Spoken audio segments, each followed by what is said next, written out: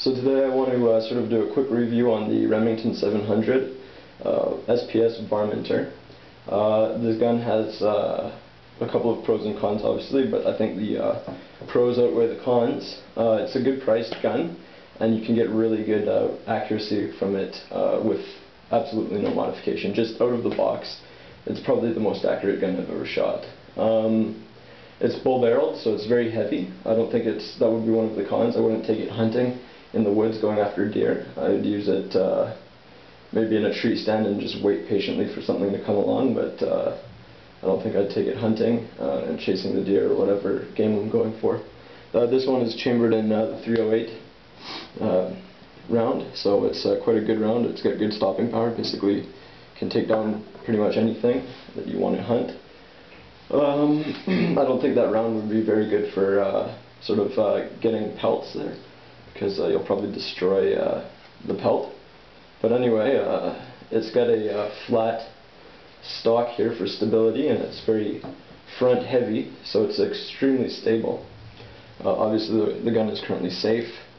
It's got a detachable floor plate, very easy to load and unload. Very positive safety. Fire, safe, fire, safe. You know basically when it's ready to go and when it isn't. And you know, it's got the nice Remington action.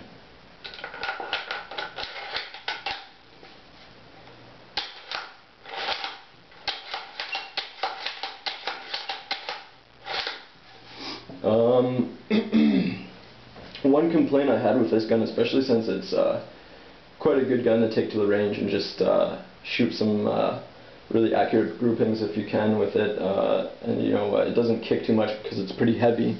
The one complaint I had was that the trigger was quite heavy when it came from the factory, and so what I did was I adjusted the trigger myself, and it wasn't really fun.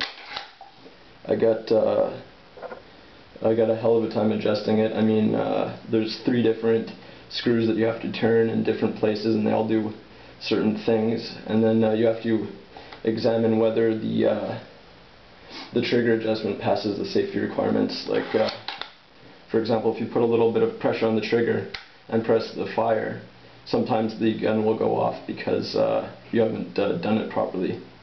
So it'll be like, I'm putting a lot of pressure right now, but it'll be like this.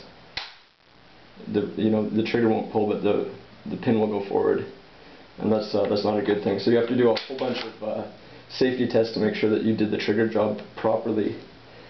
And it can be a bit of a nuisance and a bit of a safety hazard if you're not experienced with it.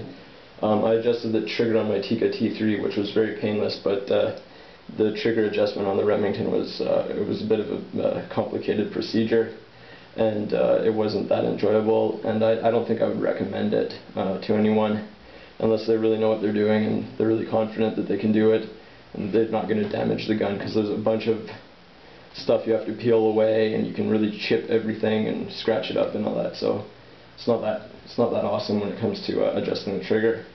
But now that it's adjusted, here's a snap cap. It pulls pretty good. It's got a good tight trigger, very crisp. It breaks good, but I don't know, it was a bit of a hassle to adjust. Otherwise, what else can I say about this gun? It's very accurate, it's very heavy, like I said. You know, I'm sure that you can modify it quite a bit and get even more accuracy, but just out of the box, it's extremely accurate and extremely fun to shoot. It's not free-floated or anything, but the stock is vented so that it doesn't heat up too bad.